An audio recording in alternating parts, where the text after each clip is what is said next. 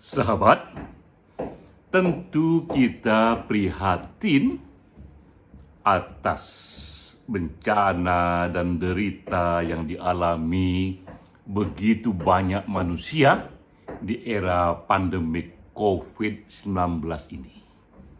Tentu kita prihatin, tapi life goes on. Hidup terus berjalan. Para politisi tetap harus mengambil kebijakan publik. Para ilmuwan tetap harus merenung, datang ke library atau ke universitas untuk menciptakan penemuan. Dan para seniman tetap harus terus membuat puisi, membuat lagu, membuat novel, cerpen, dan pencapaian pribadi. Aneka pencapaian pribadi itu patut dirayakan. Karena segala hal dalam dimensi hidup manusia ini harus terus berjalan walau di era pandemik sekalipun. Ini respon pertama saya mengapresiasi berita di BBC. Dikatakan di sana bahwa Jimmy Carter dan Rosalind merayakan 75 tahun perkawinan mereka. Ini beritanya dari BBC. Ini foto Jimmy Carter dan istrinya Rosalind. Mereka merayakan 75 tahun perkawinan. Ini satu pencapaian pribadi yang luar biasa, yang tentu saja patut dirayakan. Dan memang yang berbeda hanya saja bentuk perayaannya dirayakan di era pandemik. Tentu kalau di Indonesia itu harus memenuhi aneka kaidah-kaidah protokol kesehatan. Tentu juga di Amerika, walaupun di Amerika sekarang ini sudah terjadi perubahan drastis sekali dalam rangka recovery lepas dari pandemi. 75 tahun pernikahan dirayakan, dan mereka, Jimmy Carter dan istrinya, sudah berencana merayakannya di sekolah SMA mereka dulu, ketika mereka pertama kali berinteraksi secara intensif, ya. Dan mereka hanya mengundang teman-teman, sahabat-sahabat, lingkungan dekat, keluarga. Karena 75 tahun perkawinan sudah mereka lewati, mereka ingin berbagi rasa bersyukur. Saya ceritakan dulu sedikit tentang Jimmy Carter ini. Jimmy Carter adalah presiden Amerika di tahun 77 sampai tahun 81. Berarti ia sudah selesai, tak lagi menjadi presiden, itu 40 tahun yang lalu. Jika kita baca data dan sejarahnya, Jimmy Carter ini bukanlah presiden yang besar. Itu terlihat dari dua hal, ya. Rating atas approval-nya, sukses atau tidak ia memimpin dari kacamata publik luas, juga dari kacamata para ahli, ia dianggap biasa-biasa saja. Malah rating approval-nya itu turun di atas 30% dibandingkan ketika ia pertama kali datang ke istana. Ia datang ke istana, ia pergi ke istana, 30% selisih approval ratingnya menurun. Itu sedikit pertanda bahwa memang di mata publik luas ia tak dianggap berhasil. Dan juga ia pun dikalahkan dalam pemilu presiden yang kedua. Jika ia berhasil, hampir pasti ia akan terpilih kembali. Tapi Jimmy Carter adalah contoh kasus presiden yang tak terpilih kembali ketika ia mencalonkan untuk kedua kalinya. Jimmy Carter sebagai presiden, ia bukan pemimpin yang besar. tapi sebagai pribadi, ia manusia yang besar. Nah, ini pula satu poin yang penting untuk kita hayati, bahwa kita mungkin tidak berhasil sebagai presiden, tak berhasil sebagai pengusaha, tak berhasil sebagai apapun profesi kita, tapi kita tetap bisa berhasil sebagai manusia, sebagai pribadi. Dua indikatornya. Ketika Carter tidak lagi menjadi presiden di tahun 81, di tahun 82 ia membuat Carter Center. Ini semacam lembaga non-profit, dan ia katakan ia masih cukup muda untuk tetap ikut menyumbangkan semua kapasitas dan pengalamannya untuk ikut membangun tak hanya negaranya tapi juga dunia. Karena itulah ia membuat lembaga non-profit.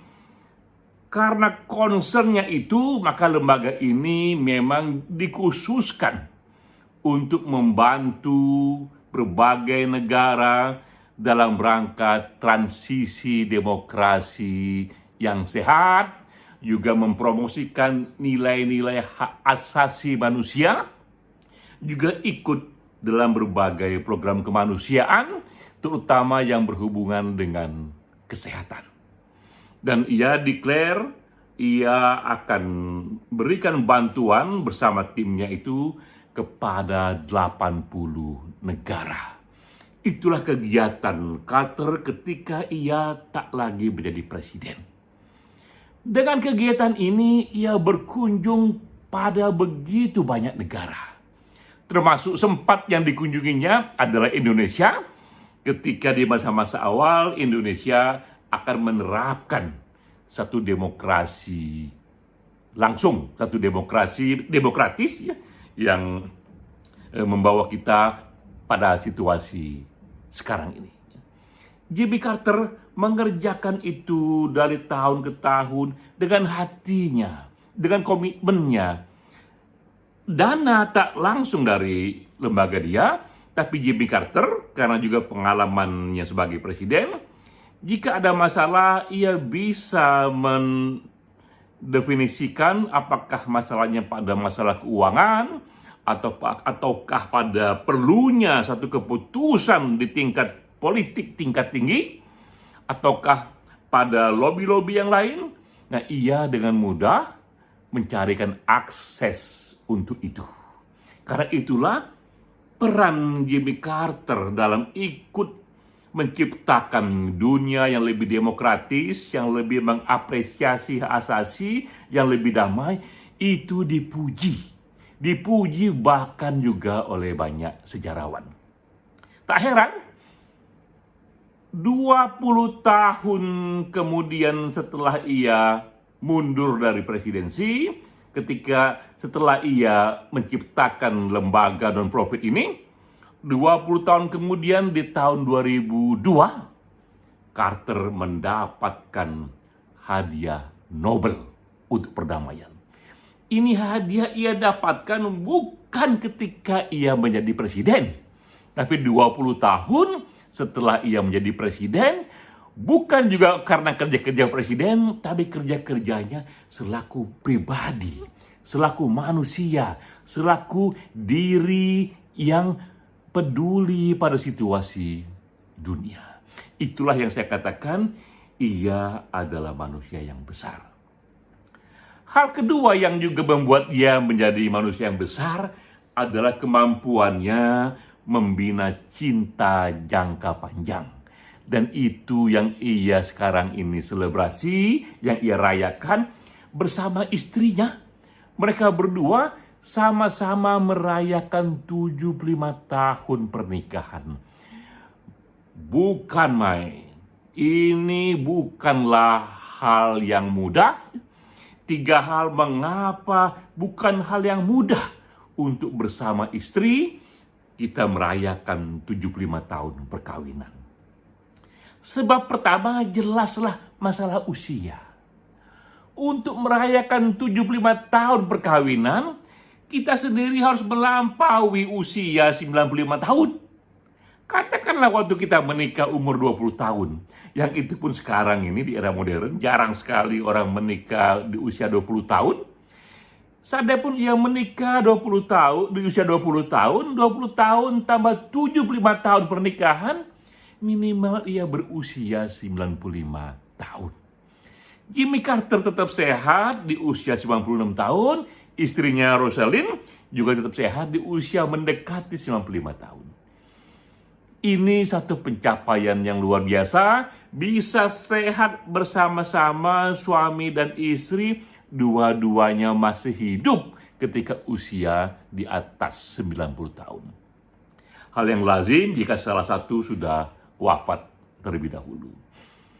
Kedua yang juga bikin tak lazim, membina 75 tahun pernikahan. Itu bukanlah hal yang mudah. Begitu banyak kita tahu datang aneka dinamika, perubahan yang silih berganti, apalagi di era sekarang ini yang perubahan begitu cepat. Sehingga orang bilang, yang berubah secara cepat bukan hanya teknologi, tapi juga cinta pun berubah secara cepat. Yang dulu kita punya komitmen dan berkurang pula komitmennya, dan sebagainya. Maka mereka yang bisa membina 75 tahun pernikahan, ataupun 75 tahun kasih sayang di luar pernikahan, itu minta ampun. Dahsyat sekali, 2 jempol harus kita berikan.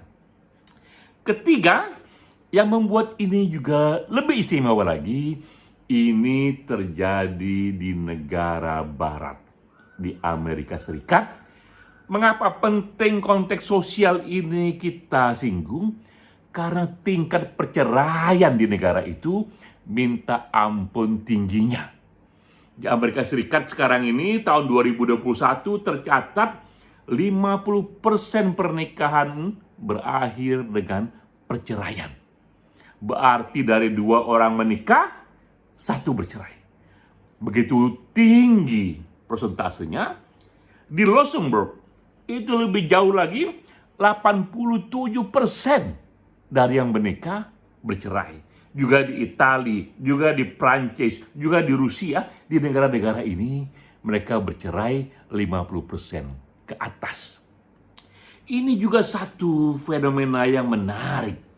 Mengapa di negara-negara yang minta ampun maju secara ekonomi, maju secara teknologi, pengetahuannya juga minta ampun paling maju, mengapa justru dalam kultur ini para pribadi-pribadi kesulitan membina hubungan kasih sayang jangka panjang, kesulitan memelihara api komitmen jangka panjang.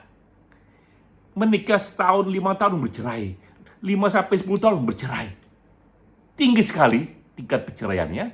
Apa gerangan yang terjadi dengan kisah cinta di negara-negara yang tinggi tingkat peradabannya?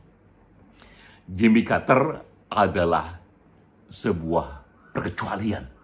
Ia tunjukkan, ia mantan presiden, ia juga tinggal di negara barat, toh ia bisa tetap mesra dengan kekasih tercintanya yang juga istrinya setelah melewati 75 tahun pernikahan.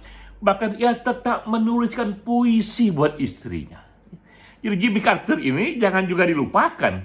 Ia memang presiden, tapi ia pun menulis 30 buku, termasuk buku puisi.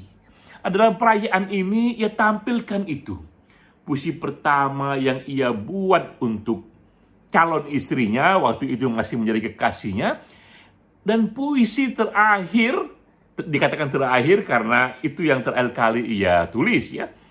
Terakhir dia buat puisi itu ketika merayakan 75 tahun pernikahan.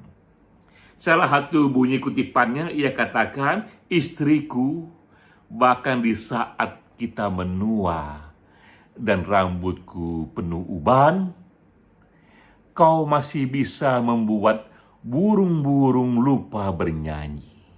Bukan main. Ini dipersembahkan oleh Jimmy Carter kepada istrinya yang sudah menemaninya selama 75 tahun pernikahan. Apa yang membuat mereka bisa bertahan lama? Nah, ini yang penting. Ini yang juga inspiratif. Apa yang bisa membuat sebuah perkawinan bertahan lama? Jimmy Carter dan istrinya memang diwawancara oleh wartawan, ya.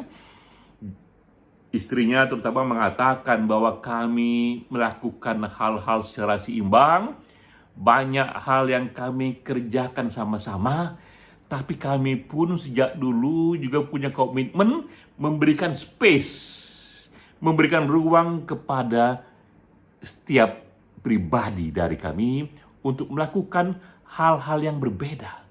Bahwa kita tidak harus sama tentang segala hal. Bersahabat, apalagi ini bersuami istri, tidak harus sama dalam segala hal. Ada hal-hal yang kita bisa sama-sama, ada hal-hal yang kita berbeda, dan biarkanlah itu masing-masing tumbuh dengan personalitinya. Seperti yang dikatakan Khalil Gibran, biarkan dua senar gitar itu melantunkan bunyi yang berbeda. Tapi justru ia bagus karena dua bunyi yang berbeda itu mereka berbunyi secara harmoni.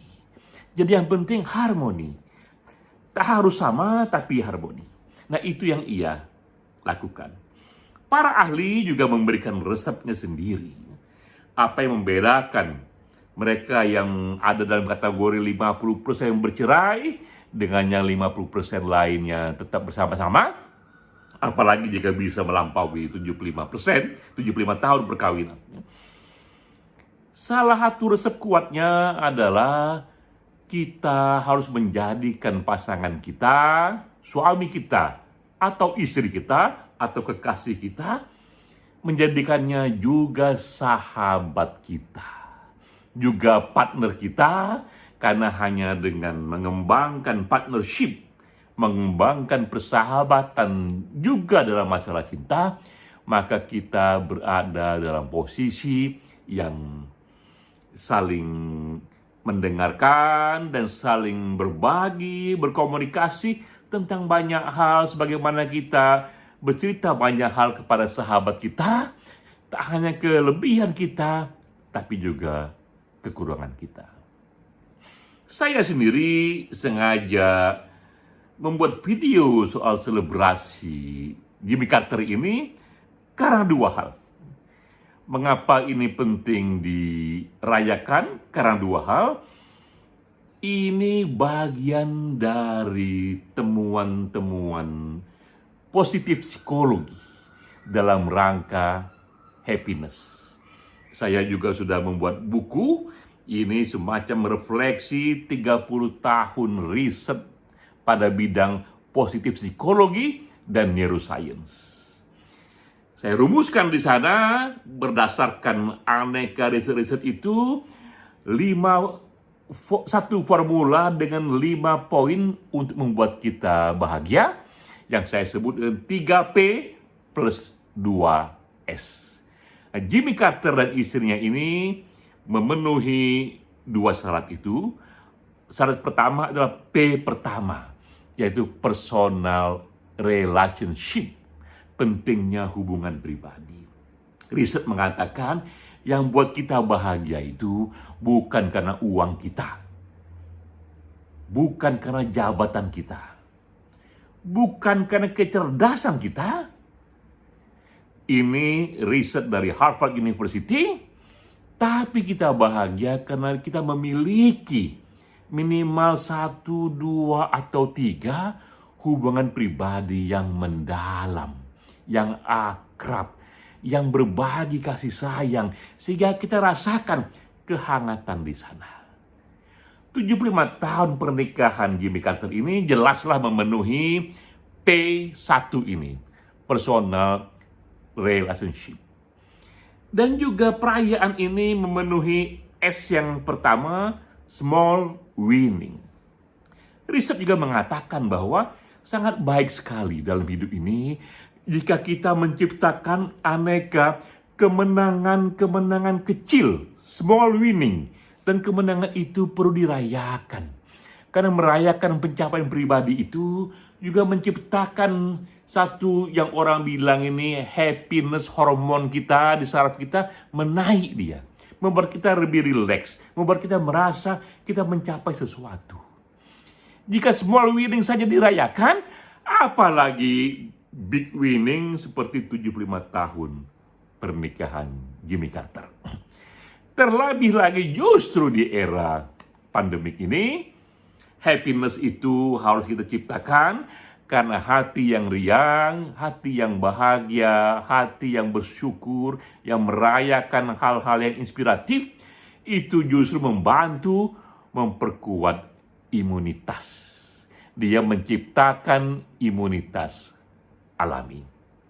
Sahabat, ini inspirasi yang kita dapatkan dari 75 tahun pernikahan Jimmy Carter dan istrinya, bahwa di era pandemik pun banyak hal-hal yang tetap harus kita rayakan.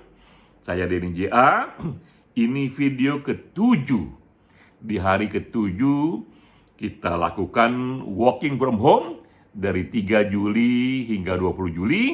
Saya hanya merekam kuliah pendek ini dari handphone sederhana saja, sekedar berbagi bahwa di era pandemik pun kita tetap bisa untuk kerja kreatif. Salam.